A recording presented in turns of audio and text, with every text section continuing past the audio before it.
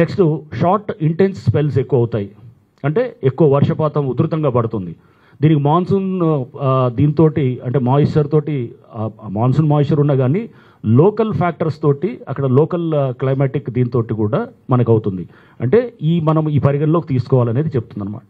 So ఈ సిటీలు అంటే అర్బన్ సిటీస్ మొత్తం ఇండియా వ్యాప్తంగా కానీ మనం ఎక్కడైనా కానీ చూసినా కూడా దీనికి మనం సన్నాహితులై ఉండాలి. And encroachments especially water bodies, పార్కులు, నాలాస్ అనే దాని మీద చాలా చాలా అంటే ఎస్పెషలీ ఇది దీంట్లో స్టేక్స్ ఎవరికి ఉంటాయి.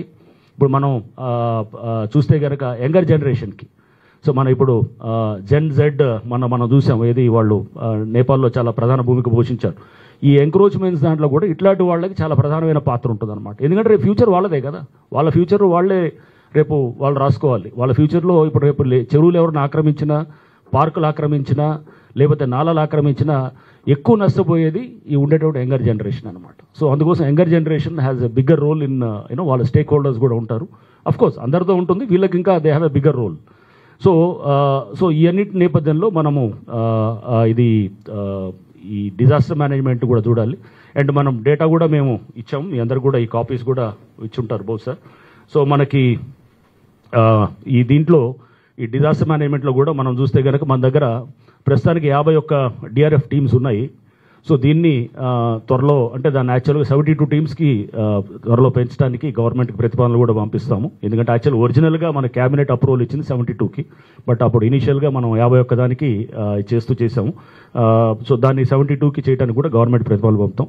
మనకు వీ హ్యావ్ ఇంకా వేరే 150 మాన్సూన్ ఎమర్జెన్సీ టీమ్స్ కూడా ఉన్నాయి. So monsoon emergency teams and ఈ 51కి ఇంకొక 21 యాడ్ అయితే కనుక 72 ఇది అవుతాయి మనకి. ఎందుకంటే ఇది సిటీ కోర్ సిటీలో మనం ఎక్కువ కాన్సన్ట్రేట్ చేయాల్సిన అవసరం కూడా మనకు ఉంటుందన్నమాట. అండ్ ఇది కాకుండా స్టాటిక్ టీమ్స్ కూడా ఉన్నాయి మనకి, 240 స్టాటిక్ వాటర్ లాగింగ్ పాయింట్స్ కూడా.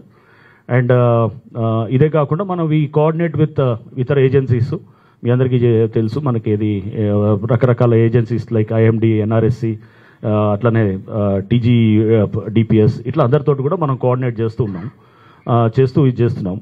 సో డిజాస్టర్ మేనేజ్మెంట్లో మనకి ఇమీడియట్ రిలీఫ్ కోసం కూడా మనం ఇమీడియట్గా ఏంటంటే నాలాస్ని ఎక్కడెక్కడైతే కనుక ఎంక్రోచ్ చేయబడ్డాయో అక్కడ ఇమీడియట్గా రిలీఫ్ ఇవ్వడానికి డీసిల్టింగ్ కూడా is one of the major thing అనమాట. మనం అబ్జర్వ్ చేసింది ఏంటంటే ఇప్పుడు Maitrivanam is the best example. మైత్రివనంలో చూస్తే కనుక దాదాపు మోర్ దెన్ అక్కడ మనం 20 ట్రక్కుల పైన సిల్ట్ అక్కడ తీయటం జరిగిందనమాట. సో జస్ట్ ఆ మైత్రివనం మీరు ఇంతకుముందు విపరీతంగా వాటర్ లాగింగ్ అయ్యేది. ఇప్పుడు ఎప్పుడైతే కనుక అక్కడ మన డిఆర్ఎఫ్ నుంచి అట్లానే మన డిజాస్టర్ మేనేజ్మెంట్